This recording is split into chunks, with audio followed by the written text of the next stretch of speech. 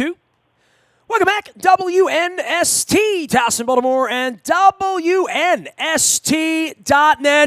Excitement abounds. I am headed to Miami. The storm's over. The Stones are gone. And the Miami Dolphins stink. Luke Jones joins us now from Owings Mills, where I spent some time on Wednesday as well.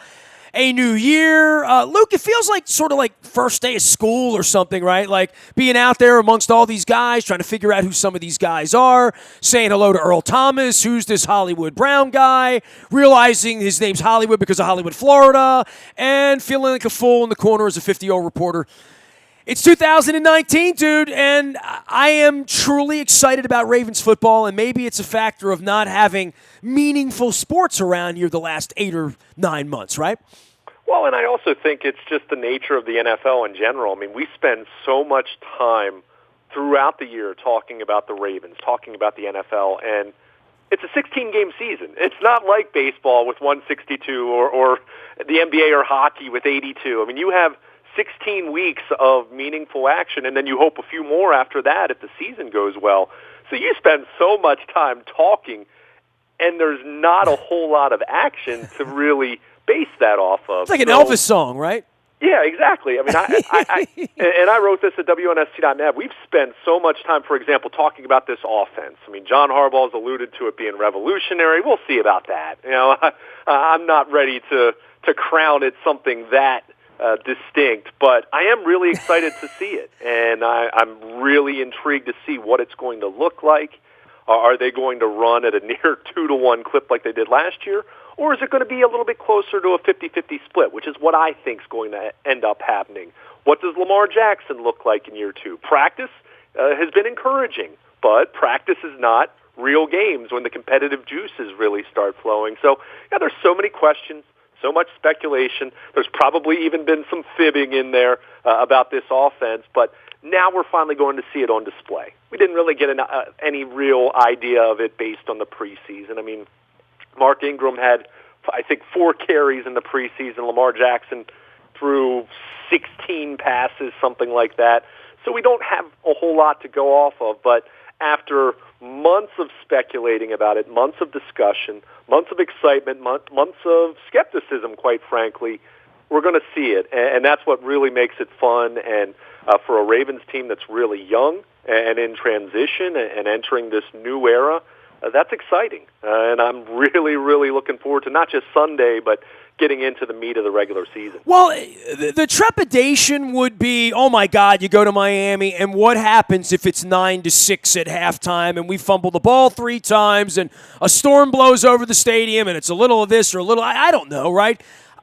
I would think that this should be, if this is a good football team, if this is a 10 or 11 win, that's a good football team, or a team capable of that, let's say, right? Because, you know, I don't want to get way over the skis here where this team's going to be in November. I'm just hoping the quarterback's upright and is all that in a bag of donuts that we saw last year, and a better passer and decision maker and ball handler and all the things we talked to Matt Skura about at Greenmount Station. But taking the deep breath on all of this, if you want to take the long view of this Miami-Arizona beginning of the season, I want to see the offense be capable. Not run up and down the field and put 63 points up and play keep away and 3 and out on every possession defensively, and Justin Tucker's hitting 68-yard field goals and every punt's a 60-yard perfect spiral. You know, look, I know we just think the Dolphins are going to roll over because they're team turmoil right now. And there's every reason to believe when you don't know who your offensive line is 48 hours before the game, you're probably not in good position, and you're starting a 36-year-old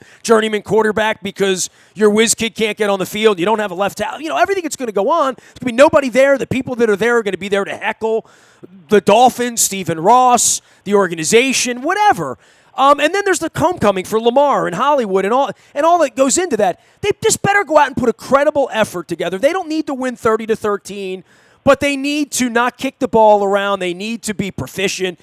We need to see some elements of this passing game.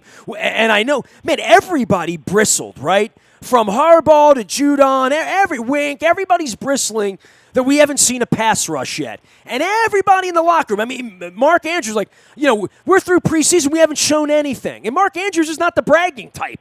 But it really feels like they've all said, whatever we saw last month isn't the real football team. Well, the real football team better go down to Miami in the heat and be hydrated and ready to beat a team that it's supposed to beat this weekend, right?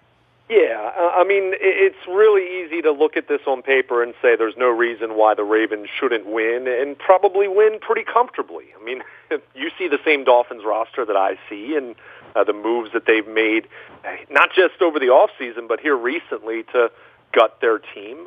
But it's still an NFL game. It's still, this isn't college where one team, it's not Maryland against Howard. It's still going to be a situation where you have to go down there and make plays, not turn the ball over, not do things that are going to hurt yourself.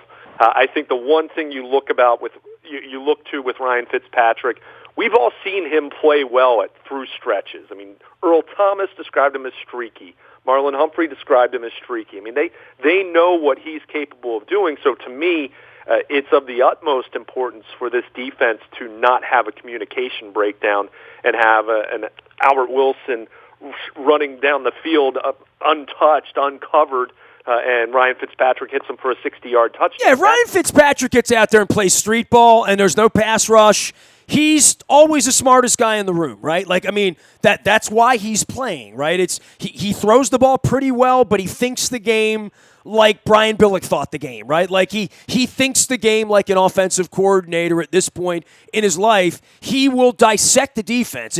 If he sees an opening and his guy reads it right, they can make things happen to kick a field goal, to get a touchdown, to make it 10-10 at halftime if you don't get out of your own way, and that's what they need to avoid. You know what I mean? You don't want this to be a game at 3:25 on Sunday afternoon with the worst team in turmoil in the National Football League. Be like losing to the Orioles. I'm sorry, I didn't want to bring that up. Oh, I mean, baseball's a little, but when you're talking about the Dolphins, they look like the Browns a couple years ago. Sure. I mean, that's really what we're talking about here, and you do have to avoid that. And look, to be very clear, Ryan Fitzpatrick can look great, and then he looks absolutely awful. And when you talk about a Ravens defensive scheme like we've come to know under Wink Martindale, they're going to do a lot of things to disguise, deceive. You're going to see that amoeba front where there's 8 or 9 guys lined up at the line of scrimmage and 4 drop into coverage, 5 rush. I mean, you see so much in terms of exotic scheme and deception, pre-snap reads, pre-snap adjustments, and they can really be a handful just to try to figure out what they're doing, let alone to be able to execute against the defense. But that's where you just have to be on point in terms of communication, and that's where I think there is a fair question. We've spent so much time talking about the pass rush, and look, we've heard players, coaches try to defend the pass rush, but I'm still not buying that there's a lot of confidence in that right now. Well, this better be the week where you pin your ears back, right? You know what I mean? Sure. And that'll be something. That'll be a tell. I mean, forget about the final score, but if this front can't get pressure against that Dolphins offensive line, then you start to really wonder how good the pass rush is. Well, and you also have to believe if this team stinks the way we think they stink, you're going to have 1st and 10's going to turn into 2nd and 10's going to turn into 3rd and 12. You know what I mean? There are going to be plenty of opportunities for the pass rush this week. There'll be plenty of 3rd and longs this week. That's my prediction. There should be. Sure. So, and look, I'm not sitting here trying to say the Ravens are going to win 50-0 because I think if you ever expect that in the NFL, you get your feelings hurt usually. But if the Ravens play their game, don't turn the ball over, don't have communication breakdowns in the secondary that allow Ryan Fitzpatrick to make plays down the field, because he likes to be a gunslinger. He's going to push it down the field. Look at his numbers last year with Tampa Bay, albeit had much more talent in that offense than I think this Dolphins offense has at this point. But just don't beat yourself. I think that's the key for a game like this for the Ravens. But in terms of what we're going to learn, besides just seeing this offense, besides just seeing what this pass rush looks a little bit like, I'm not sure we're going to be able to have any sweeping conclusions. I don't know if we're going to be able to draw any major conclusions because of what's the perceived quality of competition, and that's fine. If they win 30-3 on Sunday, I'm not going to be changing my prediction that they're the favorite to win the Super Bowl, but just win. Just take care of business, get out of Miami healthy and with a W, and make your mistakes and have them not cost you the game, right? Exactly, Literally. exactly. And let's remember here, this is an incredibly young offense. We spend so much time talking about Lamar Jackson, but over half of the offensive players on this roster are in their first or second year. 3 of their 6 wide receivers have never caught a pass in the NFL. Of all their pass catchers, I think Willie Snead is the only one who's caught more than 45 passes in a season. So you're talking about a very inexperienced group at the skill positions, which is exciting from a ceiling standpoint, but that's also a pretty low floor right there. So that's why we've talked about volatility. That's why we've talked about how much variance this team could have over the course of the season. So inexperience can show up at any time, whether you're playing the best team in the league, like they might be in a couple weeks when they go to Kansas City, or they're playing the Miami Dolphins or the Arizona Cardinals. So that's not to say that I'm predicting doom and gloom Sunday, but I think you do have to be realistic when you have young, experienced players. As talented as they might be, there are going to be some growing pains. And as much as I absolutely do expect Lamar Jackson to take a step forward this year, and I have been encouraged by how he's played and practiced this summer, I also recognize that he's 22, and some of the deficiencies that showed up last year are probably still going to manifest at some point in 2019. But I think we're also going to see him take strides. So that's exciting, but that's also kind of a warning to fans and observers that, hey, this might not always look really pretty. And I think we have to remind ourselves last year, what did we say over and over? Embrace the weirdness. I still expect plenty of weirdness with this offense, except I think you'll just see a little bit more balance, and I think you're going to see a more polished Lamar Jackson. Doesn't mean he's going to be fully polished, but more polished. But it's just a lot of young players that they're depending on, really on either side of the ball. And easy to talk about that in March, easy to talk about that in OTAs, easy to talk about that in training camp, but the training wheels come off Sunday, and Terrell Suggs isn't walking through that door. Joe Flacco isn't walking through that door. C.J. Mosley isn't walking through that door. So they still have a lot of players to really like, but there are some key members of this organization that aren't around anymore, and they're not going to be on the field Sundays. So there's just that little reality that sets in. As much as we've talked about the excitement part of this and the time for talk being over, you also don't have those guys, and especially on the defensive side, I think it's going to be really interesting to see how they handle that. Not as much Sunday, but as we get into Kansas City and Cleveland and Pittsburgh coming up here in the coming weeks. He is Luke Jones. He's Baltimore Luke out on Twitter, and Luke at WNST.net. He will be suffering with the Baltimore Orioles much of the weekend as well as they sort of wind things down, so you can follow along as well. And we've talked about the Orioles, but we're all into the Ravens right now. Of course, Baltimore positive, rocking and rolling.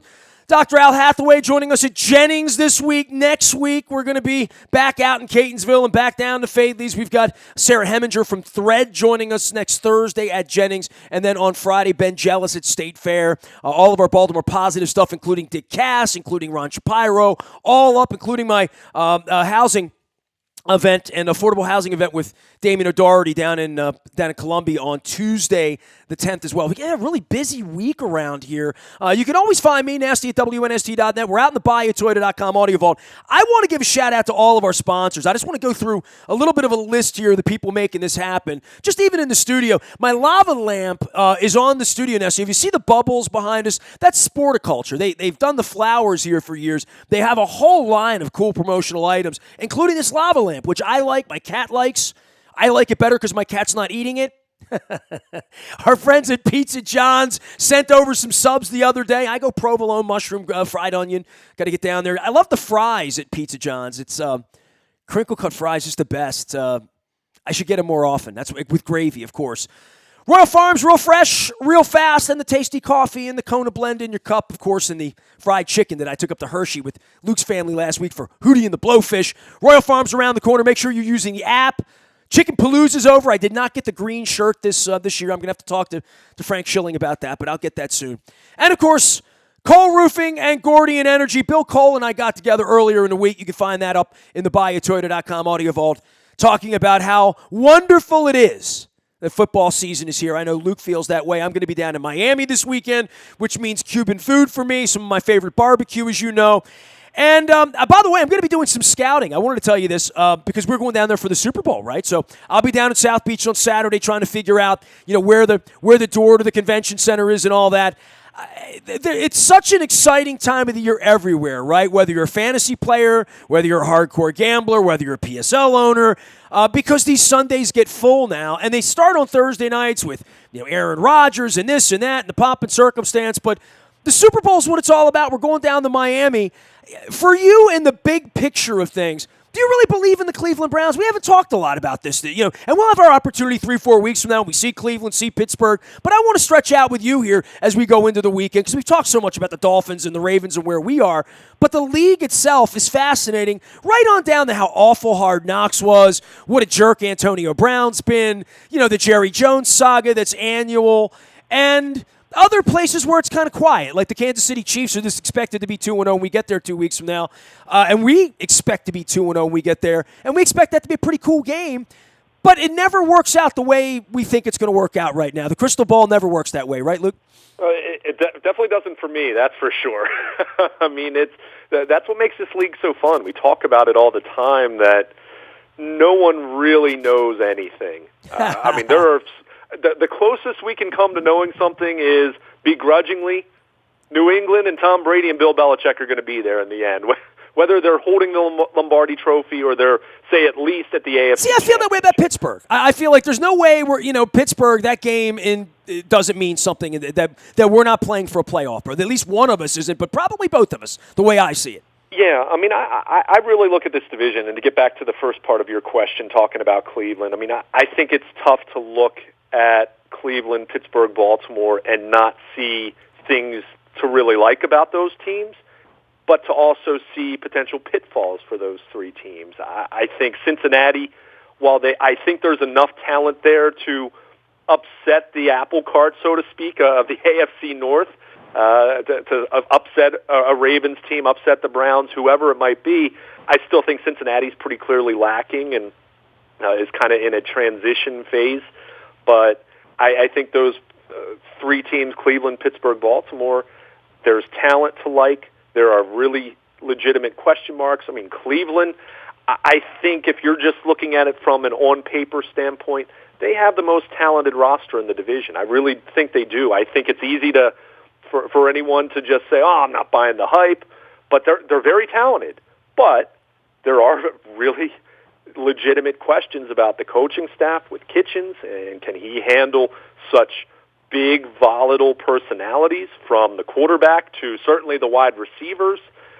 Can he handle just the expectations? I mean, it's one thing to be the offensive coordinator for an interim coach halfway through a season like he was last year and to have some success when your season's already pretty much over and you've been written off. It's one thing to win games late in the season when no one's expecting you to.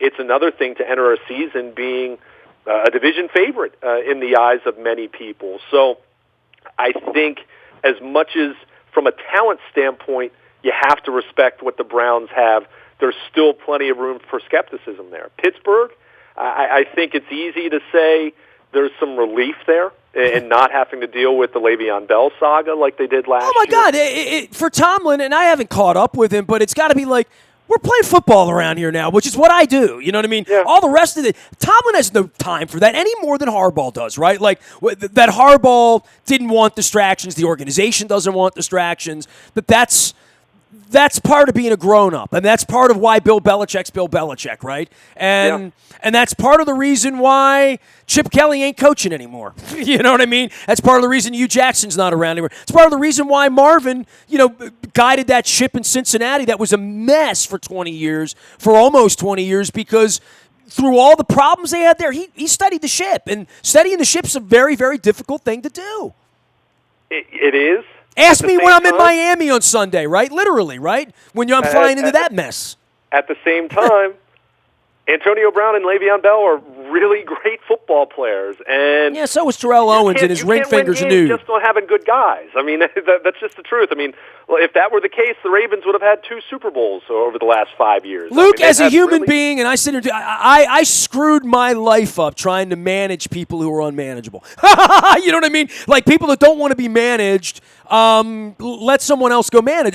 I just think I think there are a lot of lessons to be learned here along the way, and I've learned a lot of them. And over my 30 years, I usually find that it's more trouble than it's worth. That the fornicating you're getting is not worth the fornicating you're getting. So, to quote the Fantastics. That's fair, but you still have to have talented football players. And I think when you – and I've reminded people of this because I'm not buying the Pittsburgh taking a major step back this year. I mean, I think they have fair questions, but – Le'Veon Bell didn't play last year, and they were 1 win away from making the playoffs. I mean, really, that New Orleans game is what did them in, a game that they really should have won on the road. But replacing Antonio Brown, as much as you won't miss the headache, you're still talking about a Hall of Fame kind of wide receiver that you're having to replace, and it's not easy to do that. So I think it's a fair question. As much as Pittsburgh's defense has been fortified by bringing in the first-round linebacker, and they certainly, I would still look at them as having the best offensive line in this division. It's still a fair question if they, to ask if they lost too much from a production standpoint with Antonio Brown no longer being there.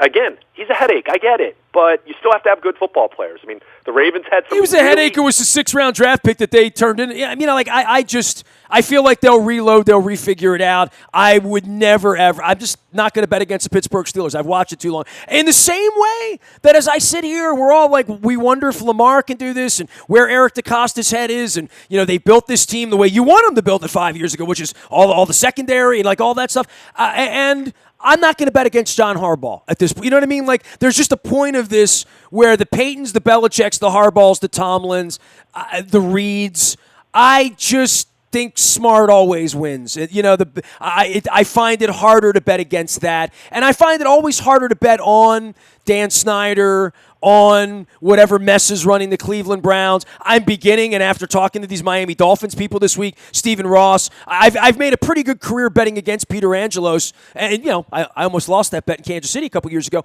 but didn't. And I just think the best people usually win. The smartest people usually win. And by the way, I misquoted. It's sometimes I wonder if the fornicating I'm getting is worth the fornicating I'm getting is actually King Charlemagne and Pippin, not in the Fantastics. I apologize to Mr. Riggs, who was my high school drama teacher who watches these broadcasts on Facebook from upstate New York. Sorry, Mr. Riggs. Sorry about that, Luke. I just had to, come on. You were a teacher once. You wouldn't want me to get that wrong, would you? Yeah, absolutely. All right. But always get the right show tune, Luke Jones. Remember that. Right. So, but I think there's to go back to what I said, I think this is a very legitimate 3-team race. I really do. The Browns are more talented than the Ravens or the Steelers, although I'm not saying it's a ridiculous gap, but on paper, I have to say they're more talented. But you just mentioned it with Tomlin, with John Harbaugh, even if, let's call a spade, recent success hasn't been there. The Steelers, since winning their Super Bowl, since going to the Super Bowl in 2010, it's not as though they've had a whole lot to write home about in terms of January success. Now, they've gotten there, but winning games, which is the ultimate goal, not a whole lot to write home about. The Ravens, since Super Bowl 47, have one playoff win under their belt. So, well, let's be honest with the Steelers. They've had a $30 million quarterback and a $100 million offense and a 10-cent secondary for the most part. That's been the story for them, sort of like the Ravens on the back end, that in the end, Tom Brady was going to beat them in a day in January, no matter where they play. They could play that game in Timbuktu. Yeah, sure. So, I think this is going to be really intriguing. I don't think any of these 3 teams are going to be great in the context of going, say, 12-4. But it's going to be a 10-6, 9-7 skirmish. I wouldn't be shocked if you told me those 3 teams all went 9-7, and we're talking about tiebreaker scenarios in Week 17. I mean, it really wouldn't. So I think it's going to be fun. And in Cleveland, of course, they would consider that a really bad year, right? Like that. right. But well, they're expecting 13 wins there, I guess is my point. Yeah, well, you know? I think anyone who's grounded in Cleveland, look, they're 18-1 to win the Super Bowl. Pittsburgh's 18-1, and the Ravens are 40-1. So I mean, that would tell you where money is. I mean, just to win the Super Bowl, those are the numbers that's real this week. You know, it says confidence is way up on Cleveland everywhere, though.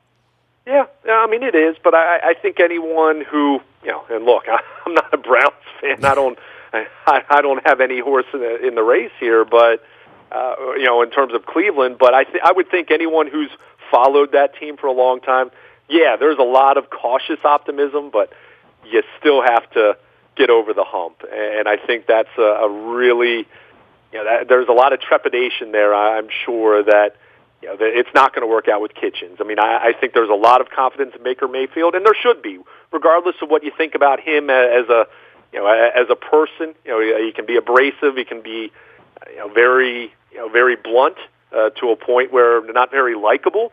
But he really played his butt off last year as a rookie. So you have to give credit for that in the same way that Lamar Jackson deserves credit for what he did with the Ravens. Now, it's going to be interesting to see both of those guys in year two. And we talked about this in Week 17 last year. I mean, it was even though the Browns weren't playing for anything other than a winning record, and the Ravens were playing for everything, getting into the playoffs and winning the division, that game still had a different feel to it than the countless Browns-Ravens games we've seen over the last, since Cleveland came back into the league. I mean, it's been so rare when the Browns have been even in the race, let alone relevant around the NFL. So to have that Baker Mayfield, Lamar Jackson, that first clash between those guys at the NFL level, I mean, it was fun, and I'm looking forward to seeing it in a few weeks, and it's going to be a heck of a lot of fun, but don't sleep on the elder statesman, Ben Roethlisberger. I mean, we've talked about the coaching element. Let's not totally sleep on Roethlisberger in this division. As much as Mayfield and Lamar Jackson are getting the headlines in the preseason, you're still talking about a Super Bowl winning quarterback in Pittsburgh who isn't what he was 5 years ago, but none of us are.